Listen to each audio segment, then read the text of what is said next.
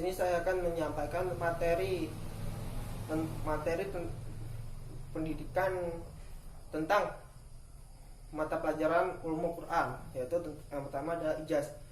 Ijaz adalah secara bahasa diartikan sebagai melemahkan atau memperlemah, sedangkan secara terminologi ijaz adalah sesuatu yang digunakan untuk menandingi orang-orang yang mengaku sebagai rasul utusan Allah dengan cara memperlihatkan kelemahan-kelemahan orang Arab untuk menandingi orang tersebut.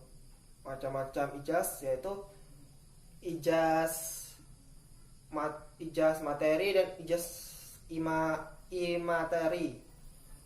Ijaz materi adalah ijaz yang berbentuk duniawi yang tidak akan kekal, sedangkan ijaz imaterial adalah suatu yang berbentuk logis yang dapat dipakai sepanjang waktu atau selamanya. Kemudian materi berikutnya adalah nas dan muks.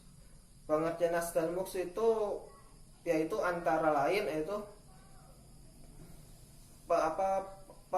penghilangan, penggantian, pengubahan dan pemindahan. Sesuatu yang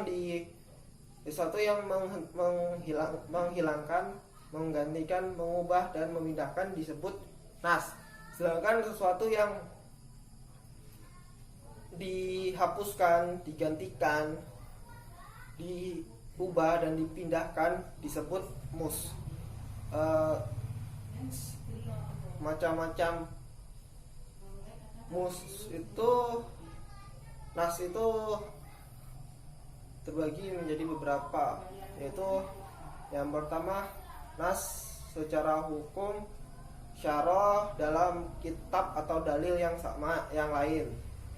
Kedua, tidak hubungan antara suatu ayat di sesuatu kalimat itu tidak sama atau tidak saling bertolak belakang dan tidak saling berkomplikasi.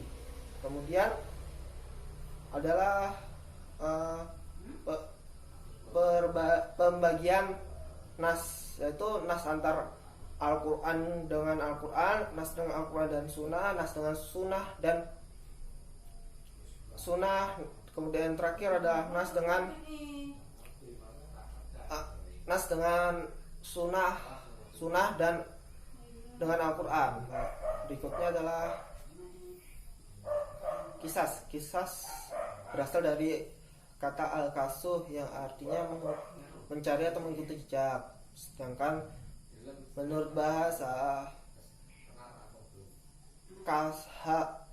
kashah jamak dari kisas merupakan atau dapat diartikan yaitu cerita, kisah, berita atau suatu keadaan. Sedangkan secara istilah kisas adalah kisah-kisah yang ada di dalam Al-Quran yang bercerita tentang Rasul dan para Nabi, dan juga peristiwa-peristiwa yang terjadi di masa lalu, masa kini, dan juga masa yang akan datang.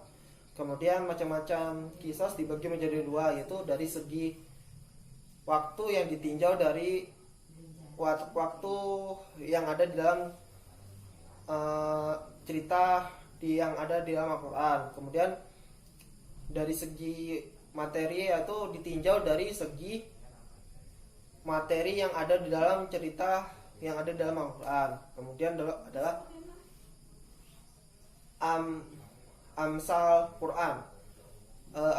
Pengertian amsal Quran menurut istilah adalah mengikuti atau menceritakan sesuatu kejadian atau sesuatu cerita yang sama yang dituju oleh para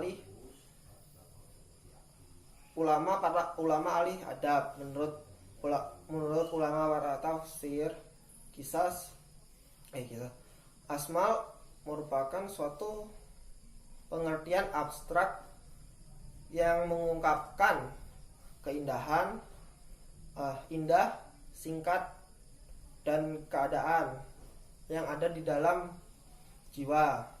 Kemudian macam-macam asmaul Quran itu dibagi menjadi 3, yaitu asmaul Quran yang jelas, as-salul kamina, dan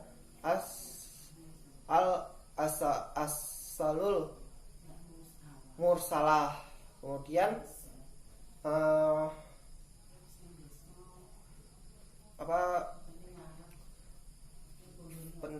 fakta syarat-syarat kasas itu yang pertama alat-alat tasbih adalah alat tasbih, musyababih. Materi berikutnya adalah aksam. Aksam adalah suatu cabang ilmu yang ada di dalam Al-Quran yang mengkaji tentang arti, maksud, hikmah, dan sumpah-sumpah Allah yang ada di dalam Al-Quran. Unsur-unsur aksam itu terbagi menjadi 3, yaitu ada aksam, al-muqsambih, al-muqsan alaih. Kemudian macam-macam dari aksam ini terbagi menjadi 2, yaitu zahir dan mutmar. Kemudian materi selanjutnya adalah jadal. Jadal itu merupakan suatu pemikiran atau diskusi dengan cara bersaing satu sama lain, dengan cara menjatuhkan atau melawan pemikiran dari orang lain.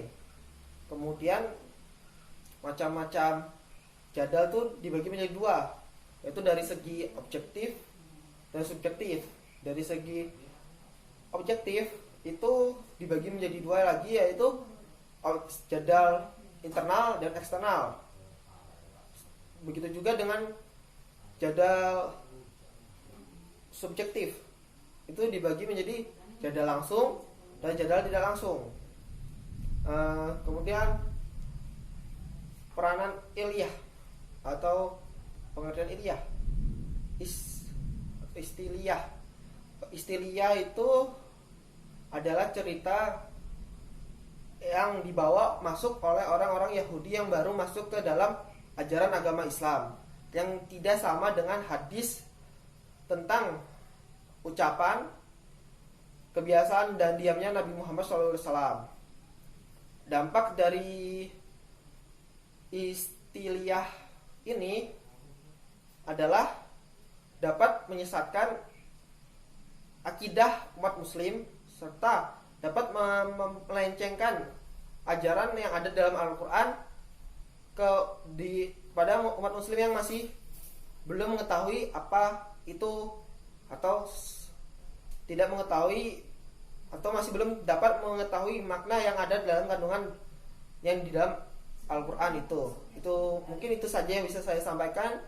Saya ucapkan terima kasih. Wassalamualaikum warahmatullahi wabarakatuh.